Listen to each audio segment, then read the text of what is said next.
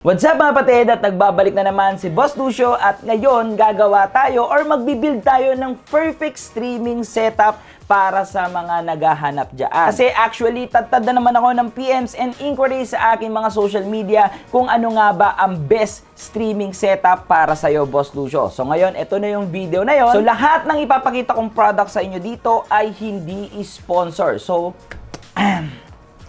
baka naman sa mga product na ipapakita ko, nandito lang si Boss Lucio. Baka naman. So ang lahat ng ito ay pwede ninyong mabili sa Lazada and sa Shopee na ilalagay ko dyan sa description box yung kanilang mga link, guys, para hindi na kayo maghanap. So tara, wag na natin patagalin, umpisa na natin.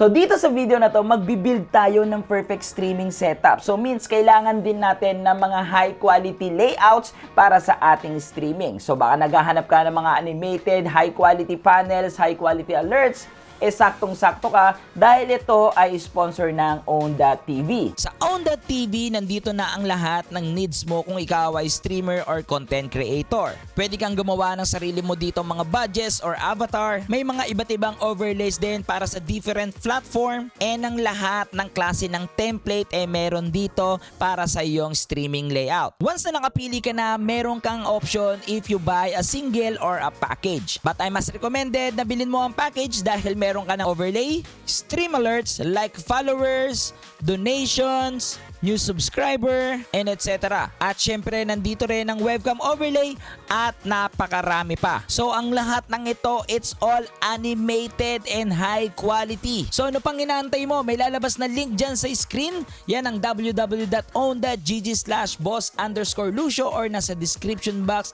And syempre, dahil love na love kayo ni Boss Lucio, meron kayong 50% off pag bumili kayo dyan at ginamitin nyo ang aking link. Basta wag lang po ninyong kalimutan gamitin ang coupon code na Lucio mga patid, automatic na 50% off na yan. So tara, balik na tayo sa ating topic. And gusto ko pong magpasalamat sa patuloy na suporta mula sa inyo, sa lahat ng mga nanonood ng aking video. Pero sobrang laki pa rin po ng hindi nakasubscribe sa ating channel. Baka naman, pwede nating bawasan yan, guys. Kaya guys, kung gusto nyo pa makakita ng mga streaming tips, PC build, unboxing, and tech review, don't forget to like, share, and comment, subscribe, at yung malita bell para lagi kayong updated sa lahat ng ating video. So pagdating sa perfect live streaming setup, kailangan natin ng mga essential na ipapakita ko sa inyo. So pag sinabing perfect, mga patid, maganda. Okay guys, mag-uumpisa tayo syempre sa webcam. So sa dami ng webcam sa market, iba-iba na talaga yung price point na meron. So ang hinahanap na lang talaga natin ngayon guys, it's yung picture quality o yung specs. So isa sa mga nagustuhan kong webcam itong mula sa Avermedia na may full 1080 display guys. At meron itong 95-degree viewing angle. At guys, ang maganda dito sa webcam na to ay hindi lang to basta-basta 1080p. Sobrang linaw talaga nung pagka 1080p niya. Pwede natin itong mabili sa Shopee na nagkakahalaga ng 6,719 pesos. Isa sa key main features ng webcam na to ay yung kanyang crystal clear 1080p. That's why I love this webcam mga patid. Kasi nga like what I said kanina, meron itong super linaw na 1080p. So para sa kanyang price point, para sa akin guys, it's worth to buy mga patid. So again, this is the Avermedia PW315, the Full HD webcam. And ang next naman natin, syempre mga patid, hindi gagana ang magandang webcam kung wala kang magandang lighting. So mga patid, marami tayong mga lighting na available sa market. Kung gusto mo ng super high-end or sobrang maganda talaga para sa yung live streaming, nandiyan ang Elgato Keylight Air or ang Elgato Keylight. So guys, mamili ka na lang sa dalawang yan, pero guys, yung dalawang yan is sobrang expensive. So ngayon, meron ako nabili dito sa Shopee guys. This is the 10 inches LED lightning panel with remote control. At syempre mga patid, meron na rin siyang stand. So nagkakahalaga ito ng 1,090 pesos pero yung mismong ilaw lang yon. So kung gusto mo ng with stand mga patid natin, aabot na siya ng 1,195 pesos. Not bad pa rin mga patid para sa lightning na to. At ito talaga ang ginagamit ko sa aking mga YouTube videos guys, sa aking live streaming mga patid. This light panel is napakaganda like what I said. And meron siyang 3 colors of white. Ito nga ang warm, cool, and yung ordinary white. At syempre mga patid natin, meron din siyang dimmer at ang maganda dito mga patid, maganda yung kanyang brightness at mga patid, hindi siya harsh sa ating balat kasi nga mga patid, meron siyang magandang diffuser. So para sa kanyang price point mga patid, this is also worth to buy kasi guys, sobrang solid talaga. So next na ating streaming essential, ito ang Stream Deck or the Elgato Stream Deck. So ngayon, tatlo ang variant ng Stream Deck. Ito nga yung Elgato Stream Deck Mini, Stream Deck, at the Stream Deck XL. So ang pinagkaiba lang naman ng mga yan guys, it's yung buttons. Ito ang Stream Deck, mga kapatid natin, ay meron siyang 15 buttons. So guys, para sa akin, kung ikaw ay content creator po, pwede na to. Pero kung sobrang kailangan mo pa ng extra button, go for the XL. Pero guys, happy na ako dito sa 15 buttons. So nagkakahalaga ito sa Lazada ng 7,499 pesos and sobrang helpful nito para sa isang streamer. Kasi dito sa Stream Deck, pwede mong ilagay lahat dito ang macro keys na kailangan mo for your stream, your switching scene, mute mic, sound effects, lahat. Sobrang dami mong pwedeng gawin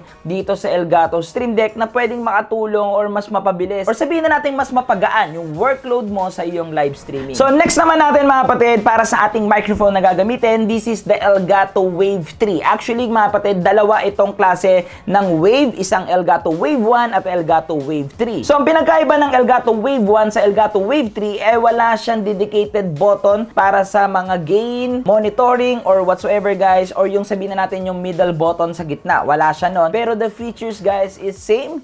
Pwede mong gamitan ito ng kanilang software na Elgato Wave Link. So, onti lang naman yung gap ng price point ng dalawa, the Elgato Wave 1 and the Elgato Wave 3. So, I must push na guys dito sa Elgato Wave 3 kasi kompleto na ito ng mga physical buttons. So, nagkakahalaga ito sa Lazada ng 7,589 pesos. Not bad na mga kapatid natin, and this is optional if you want to buy a pop filter or shock mount mga kapatid. Labas na po yun sa ating presyo. Pero mga kapatid, meron din dedicated na pop filter and shock mount itong ating Elgato Wave microphone. Pero guys, medyo expensive yung kanilang FAB filter, is around 2,000 pesos, and para sa kanilang mic shock, it's around 2,500 pesos para lang sa mic accessories netong Elgato Wave. Kaya guys, ako para sa akin, wag na lang. So, go for that guys, it's okay na. Syempre, yung isa sa pinamahalaga pagdating sa streaming setup, ito yung ating mga mic arm or yung boom arm. So, nandito yung ating mic arm mga kapatid natin. It's heavy duty at makikita nyo guys na sobrang haba niya. And guys, like what I said mga kapatid, it's heavy duty talaga. Kaya netong humawak ng mga sobrang mabibigat na microphone. And the Elgato Wave is medyo may weight siya. At mga kapatid natin, ang kinaiba nito sa mga budget boom arm is hindi po ito lumalaylay katagalan at matibay po talaga siya. So, ang presyo nito sa Lazada, it's 1,288 pesos and available ito sa white and black mga kapatid. So guys, yun yung maganda dito sa boom arm na to. Kaya kung if you have a white setup mga kapatid, baka magustuhan mo itong white na boom arm mula dito sa On-Air guys. So check nyo yan sa Lazada. So dyan natin ipi-place yung ating LED panels. And the second part now guys, get the webcam and ilalagay natin dito yung ating webcam. So guys, it's up to you na kung saan nyo po ipi-place yung inyong webcam. Ako guys, dito ko na ipi-place. And make sure mga kapatid natin na dito nakatutok ang inyong face from the key light. And this is your webcam, okay? Hindi po pwedeng yung ilaw is mas malayo sa webcam ninyo para mas maganda yung bato ng ilaw guys, okay?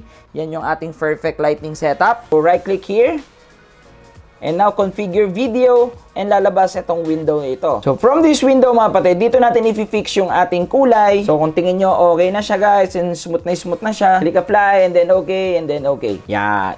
So guys, we have a good lighting na and we have a good webcam na guys. So like what I said, that's why I love this webcam kasi sobrang clear niya at sobrang detail niya guys. Okay, it's a crystal clear 1080p full display. And yung next part natin, ilalagay na natin yung ating boom arm na nabili. And guys, look at this. Sobrang haba niya at guys, sobrang tibay niya.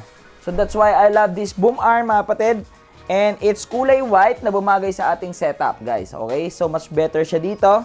And from the next part mga kapatid, kunin natin yung ating Elgato Stream Deck. I-place natin yung Elgato Stream Deck natin dito. Kung saan nyo gusto ilagay, ako dyan ko na ilalagay yung ating Elgato Stream Deck. So once na meron na kayong Elgato Stream Deck guys, download the software, the Stream Deck. And then guys, pwede nyong i-assign dito lahat ng gusto ninyong controls. And mga kapatid, makita nyo po dito ang iba't ibang plugins na meron dito sa Elgato Stream Deck. That's why Stream Deck is one of the best essential pagdating sa streaming guys. Sobrang dami niyang plugins para sa iba't ibang mga software, the OBS, Spotify, the Wavelink, Light Control, the Voice Mode. So mga kapatid natin, once na meron na tayo neto, click the OBS Studio and then guys, put the scenes here guys. Lagay nyo lang po yung mga scene and now mga kapatid natin, pwede nyo nang ayusin yan.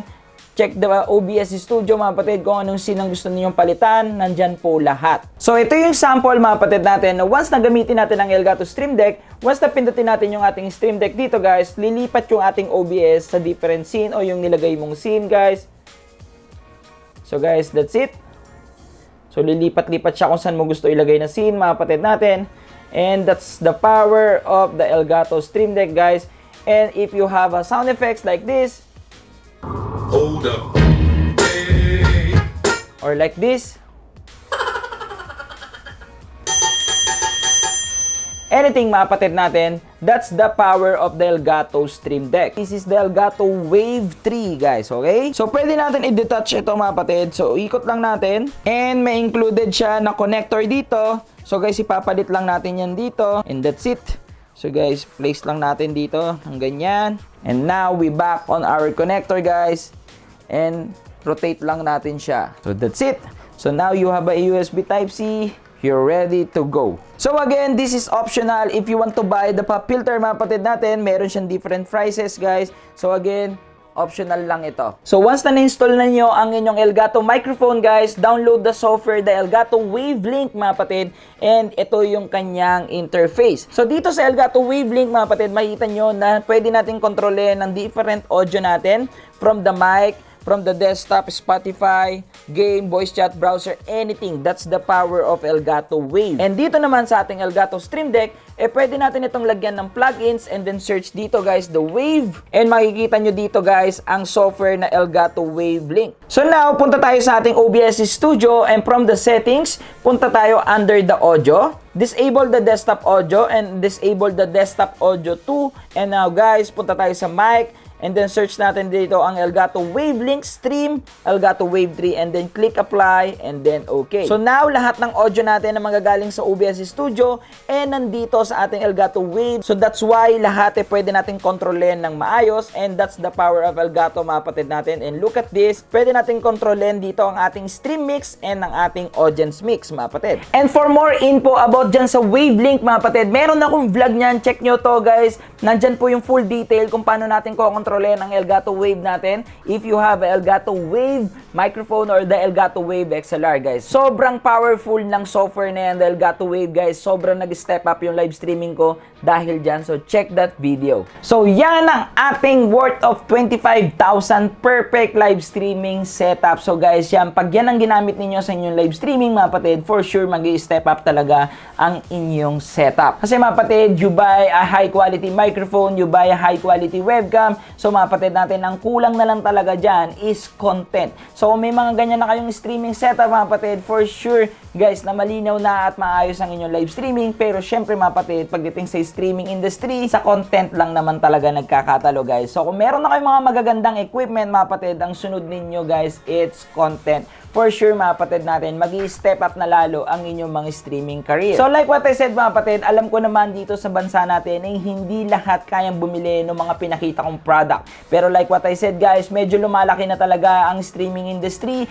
at sobrang dami na rin talagang naghahanap ng perfect live streaming setup. That's why I create this video. And my main conclusion of this video guys, again, hindi ko talaga lahat pinupush bumili ng sobrang high-end na equipment pagdating sa live streaming. Kasi nga, mga patid natin, sinabi ko na kanina, sa content talaga nagkakatalo pagdating dito sa streaming. Pero, syempre mga patid, sino ba naman ang ayaw na magkaroon ng high quality video or high quality audio pagdating sa live streaming? Syempre, lahat naman tayo gusto. So, that's why lahat tayo or sa mga nag-uumpisa dyan sa live streaming, darating kayo sa point na mag-upgrade talaga kayo ng inyong setup para mas magkaroon kayo ng better video or better live streaming. And that's why, nandito si Boss Lucio para magturo sa inyo ng mga ganyan, para magkaroon kayo ng idea kung ano nga ba yung best equipment para sa budget, mid-range, and high-end live streaming setup. And road to 100k pa rin po si Boss Lucio, kaya kung gusto nyo pa rin po makikita ng mga streaming tips,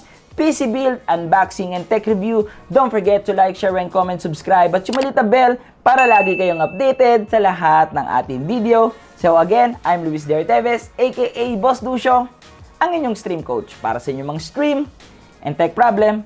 Happy streaming!